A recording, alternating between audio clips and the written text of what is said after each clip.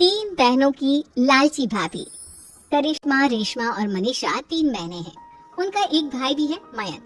मयंक अपनी बहनों को बहुत प्यार करता है, लेकिन मयंक की पत्नी सविता इस मामले में मयंक से बिल्कुल ही अलग है। वो अपनी ननदों का जितना बुरा कर सकती है उतना बुरा करती ही रहती है और अपनी ननदों पर हुक्म भी चलाती है। करिश्मा, करिश्मा, तुमने अभी तक नाश्ता नहीं बनाया? तुम्हारे भैया को ऑफिस जाने में देर हो रही है। हाँ भाभी, बस अभी बनाती हूँ। करिश्मा, तुम ये ढीलापन छोड़ दो। कल को पराये घर जाना है। वहाँ अगर तुम इस तरह से काम करोगी तो लोग क्या कहेंगे कि माँ ने और भाभी ने कुछ सिखाया नहीं। और तुम्हारी दोनों बहनें कहाँ हैं? रेशमा मार्केट गई है और मनीषा सो रही है। क्या? सुबह के 8 बज रहे हैं और ये महारानी अभी भी सो रही है? ये कहते हुए सविता अपनी सास दुर्गा देवी के पास जाती है। माँ जी, देख रही हो अपनी बेटियों के तौर तरीके? क्या हुआ बहू, सुबह सुबह क्या कर दिया मेरी बेटियों ने? अरे एक तो अभी अभी उठकर किचन में गई है, दूसरी सुबह सुबह बाहर चली गई और तीसरी अभी तक सो रही है। क्या करूं मैं इन तीनों का, मैं तो परेशान हो गई हूँ। जा जाकर उठा उसे और रेशमा से मैं बात करती हूँ। सविता सीधा मनीषा के कमरे में जाती है और उससे कहती है, महारानी जल्दी उठो, सूरज सर पर आ गया है। भाभी थोड़ी देर और सोने दो ना, मैं रात को लेट सोई थी। वो क्या ना यूनिट टेस्ट चल रहे हैं। शराफत से उठती है या नहीं, या फिर पानी की भरी बाल्टी डालूं तेरे ऊपर? नहीं नहीं भाभी, मुझे बिस्तर में नहीं नहाना, उठती हूँ मैं। मनीषा जल्दी से उठकर बाथरूम में चली जाती है। सभी आराम से बैठकर नाश्ता कर रहे होते कि तभी रेशमा बाजार से हाथ में सामान लिए आ जाती है।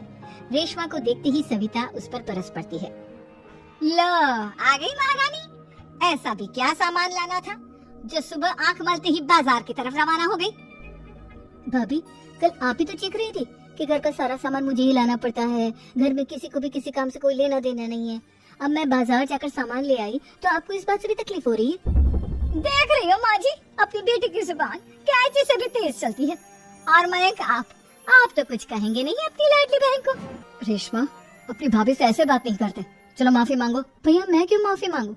अब भाभी से बोलिए ना कि हम पर कम हुक्म चलाया करे।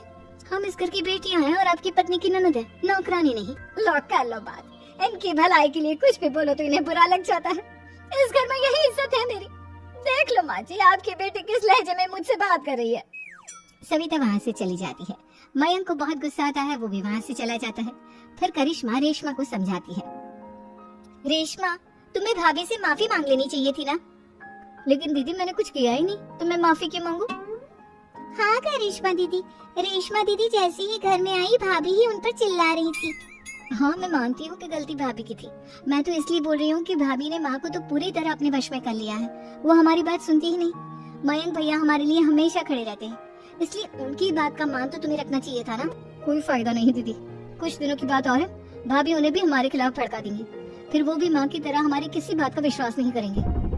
इसी तरह सविता अपनी तीनों ननदों को किसी न किसी बात पर परेशान करती रहती थी। एक दिन मयंक अपनी तीनों बहनों के लिए गिफ्ट लाया। करिश्मा, ये तुम्हारे लिए हार का सेट। रेशमा, तुम्हारे लिए सुंदर सी ड्रेस।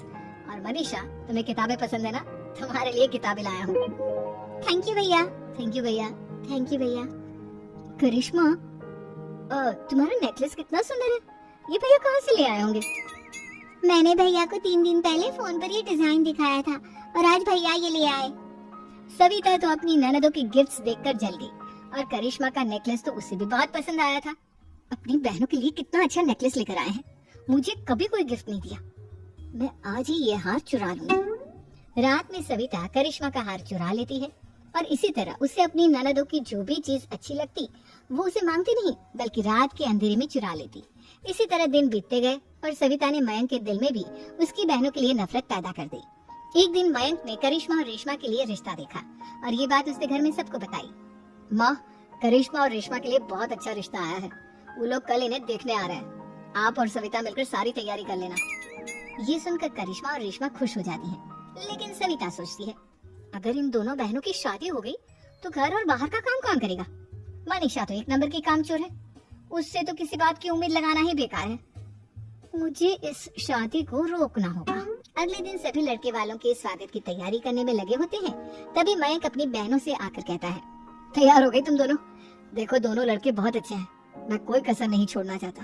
इसलिए तुम उनके सामने अच्छे से बिहेव करना और अपनी भाभी से लड़ने मत लग जाना। करिश्मा, तुम वो नेकलेस पहन लो ना जो मैं तुम्हारे लिए लाया था।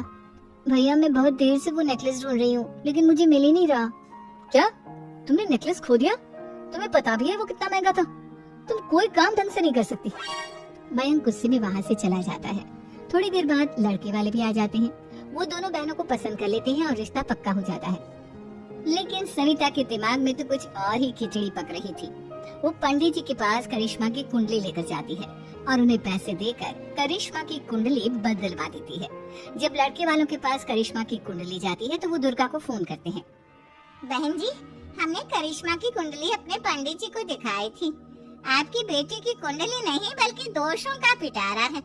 देखिए, मैं और मेरे पति इन सब बातों में बहुत विश्वास करते हैं, इसलिए हम आपकी बेटी से अपने बेटे की शादी नहीं करा सकते। इस तरह करिश्मा का रिश्ता टूट जाता है और सभी घर वालों को बहुत दुख होता है।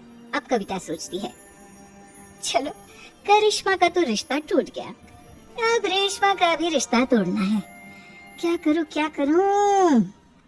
अब सविता आवाज बदलकर किसी अननोन नंबर से रेशमा की होने वाले ससुराल में फोन करती है। हेलो, मैं कौन हूँ कौन नहीं ये आपके लिए जानना जरूरी नहीं। बस इतना सुन लो कि रेशमा का 2 साल से किसी के साथ अफेयर चल रहा है। बस रेशमा का रिश्ता तोड़वाने के लिए सविता का इतना कहना काफी था। अब रेशमा का भी रिश्ता टूट गया।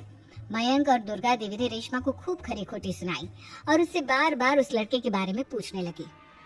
आप दोनों मुझे क्यों परेशान कर रहे हो? अरे कोई लड़का होगा मेरी लाइफ में तो मैं बताऊंगी ना। जब कोई है ही नहीं तो कहाँ से लाऊं मैं कोई लड़का? तेरे होने वाले ससुराल वालों को फोन किसने किया था? माँ, मैं नहीं जानती किसने फोन किया था, मैं सच कह रही हूँ। मैं तो पहले ही कह रही थी इसकी लगाम खींच कर रखो, लेकिन मेरी सुनता ही कौन है। अब चुप रहिए भाभी, ये सब आपका ही किया धरा है। अब तीनों बहनों को विश्वास हो जाता है कि ये सब उनकी भाभी ही कर रही है। तीनों बहनें अपनी भाभी को सबक सिखाने के लिए एक वकील कर लेती है और घर में हिस्सा मांगा। देखो भैया, माँ बाप की जायदाद में जितना बेटों का हक होता है उतना ही बेटियों का, इसलिए इस घर के 4 हिस्से होंगे और हमें अपना हिस्सा चाहिए।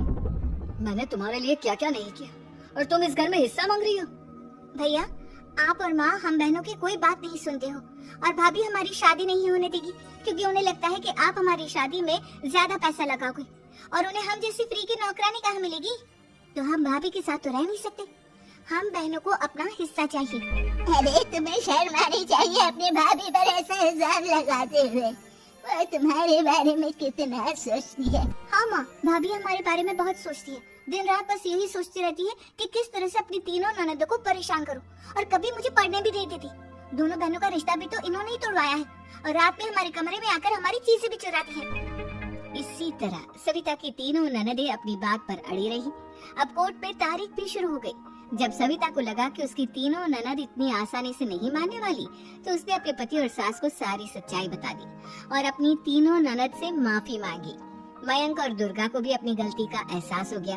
अब सविता खुद करिश्मा और रेशमा के लिए अच्छा रिश्ता ढूंढती है और उनकी शादी करवाती है।